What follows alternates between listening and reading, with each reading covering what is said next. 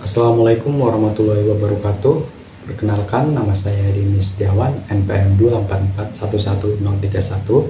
Saya dari Fakultas Ekonomi dan Bisnis, Prodi Manajemen kelas 24A.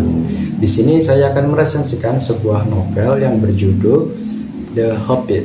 The Hobbit, atau yang juga disebut There and Back Again, merupakan novel fantasi anak-anak karya penulis Inggris J.R.R. Tolkien.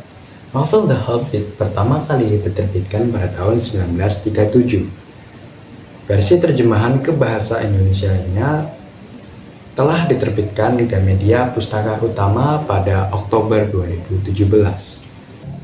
Cerita ini dimulai pada Bilbo Baggins, seorang hobbit keturunan keluarga Tuk yang berjiwa petualang, dan Baggins yang lebih memilih menikmati kenyamanan hidup, mendapatkan kunjungan yang menurutnya tak menyenangkan di usianya yang ke-50 di liang rumahnya yang bertempat di Bags and Gandalf. Sang penyihir menawari Bilbo petualangan tak terlupakan yang langsung ditolak oleh yang bersangkutan.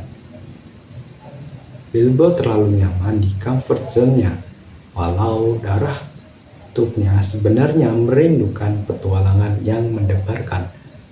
Tak disangka, esoknya Gandalf malah mengenalkannya sebagai pencuri pada 13 kurcaci, yakni Fili, Kili, Balin, Dwalin, Dori, Nori, Ori, Oin, Gwain, Bifur, Bofur, Bombur, dan pemimpin mereka, yakni Thorin Oakenshield.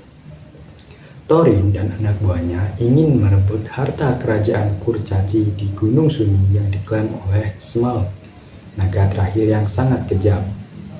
Mereka mengajak Bilbo yang dianggap sebagai pencuri hebat, padahal Bilbo belum pernah jadi pencuri seumur hidupnya. Tapi dengan akal Gandalf yang licik dan lihai, lalu keberanian yang selama ini terpendam dari diri Bilbo, ber-14 mereka melintasi bumi tengah. Mereka berusaha menembus pegunungan berkabut, singgah di Rivendell, tempat Lord Elrond bersemayam. Lalu diserang oleh troll, goblin, dan serigala buas bernama Ward. Kemudian ditolong oleh seorang pengubah wujud bernama Beorn. Sebelumnya, Bilbo terperosok ke suatu gua yang dihuni makhluk bernama Gollum, yang bagi fans Lord of the Ring, mereka pasti tahu akan peristiwa ini yang akan mengubah bumi tengah selamanya. Setelah Bilbo menemukan dan mengklaim cincin ajaib milik Gollum, petualangan mereka masih terus berlanjut. Setelah bertemu Beorn, Bilbo dan kawan-kawan tersesat di hutan Mirkwood karena Gandalf tak bersama mereka lagi. Parahnya, Bilbo diserang laba-laba musuh para peri. Buruknya, Thorin ditangkap oleh sang raja peri. Kecerdikan Bilbo lagi-lagi menyelamatkan mereka semua. Mereka lalu melintasi Esgaroth dan sampai di Gunung Sunyi tempat Smaug bersemayam. Bisakah Bilbo, Thorin, dan semua kawan mendapatkan harta mereka kembali? Sayangnya, masalah belum selesai ketika Smaug tidak lagi menguasai harta kurcaci, karena Bilbo akan menghadapi perang besar yang akan mengubah hidupnya.